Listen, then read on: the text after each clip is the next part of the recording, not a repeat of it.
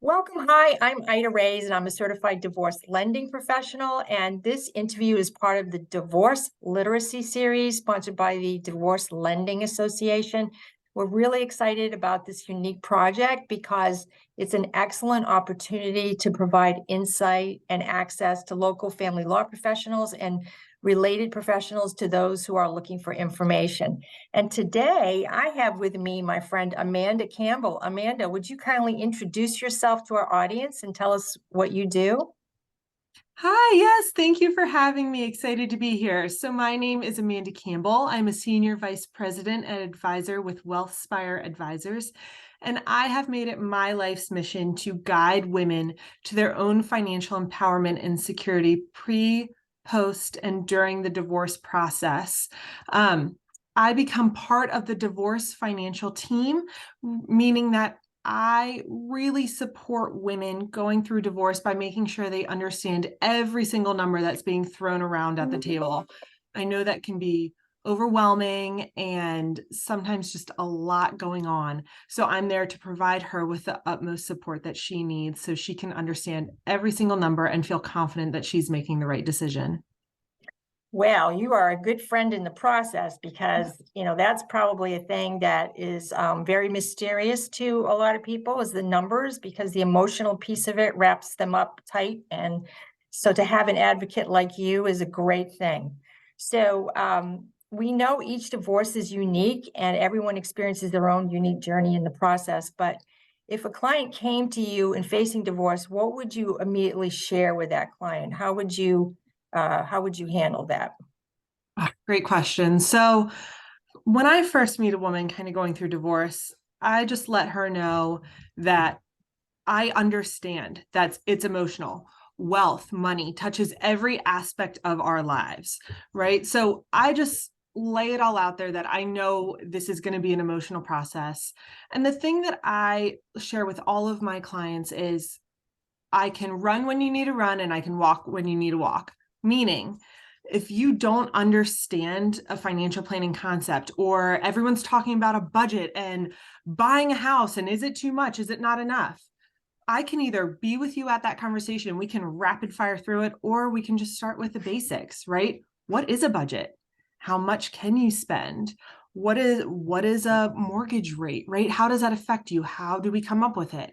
So I just share with all of my women, you're not stupid. You're not dumb. I know that's a lot of what I hear when I first sit down with a woman. They tell me they feel dumb. They feel stupid. They don't know this stuff. They haven't looked at it before. Those things aren't true. Those things aren't true. We just need to learn. So I share that with everybody. Just wherever you are, I'll meet you there and we will get you through to the other side.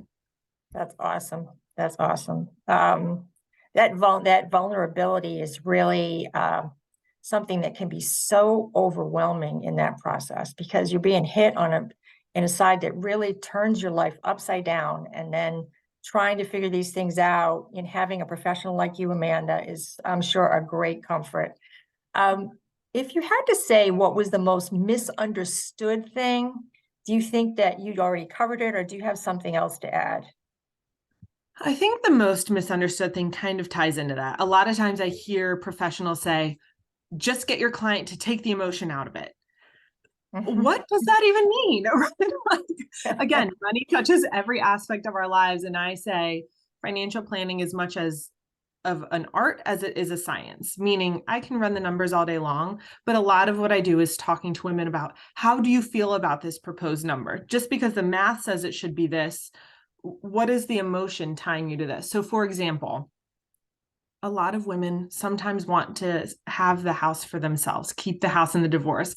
I know I'm talking your language, right? Yeah. And a lot of times there's this concept that get her to stop focusing on the emotionality of that decision. That just can't be done sometimes, right? So I would work with somebody like you, Ida, to say, okay, can she afford the house if we refinance, right? What are the other options? Perhaps she needs to say goodbye to the house and buy something different, something smaller, whatever. So I think that's the most misunderstood part is a lot of times going through divorce is not just the math and numbers, but it's really, what does that item that I'm fighting for mean to me? And I'm a huge advocate for, I will help you with the numbers, but then we're also going to have a big conversation about, why is this so hard to let go, even though I've shown you that this isn't a good thing?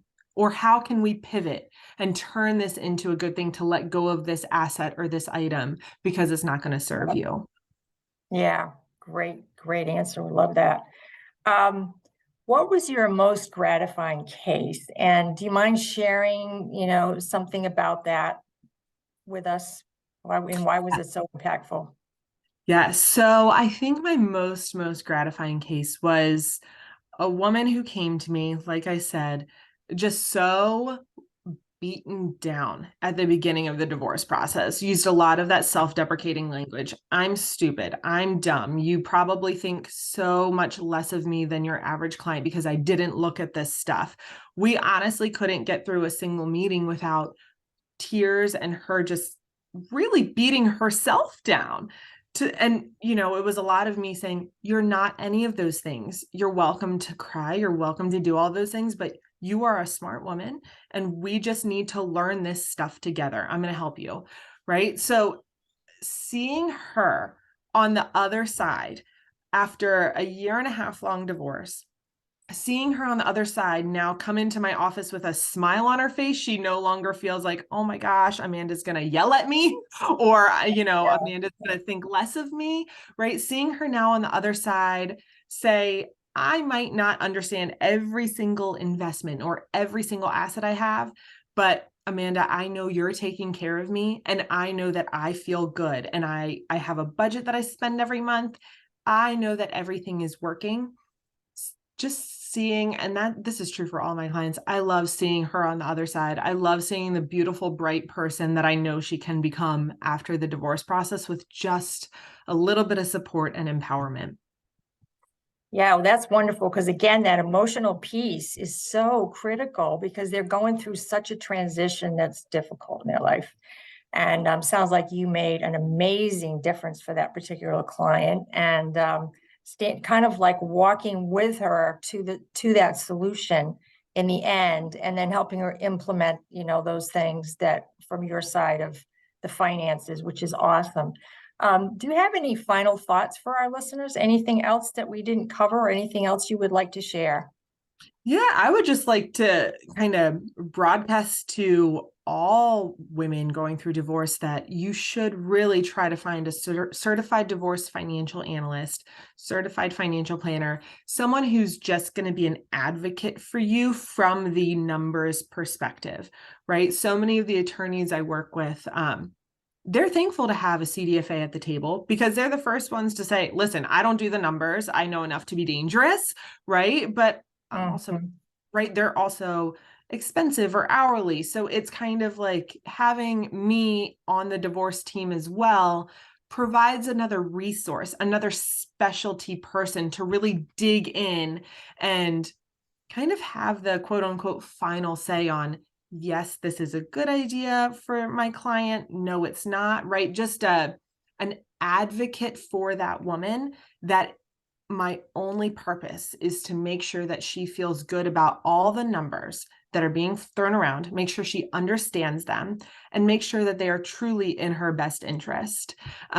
So I just broadcast that to everybody. When you're going through that process, make sure you have someone looking at those numbers nice and tight, because there are a lot of mistakes that can happen if you don't have somebody kind of specialized, really looking at all those different assets flying back and forth.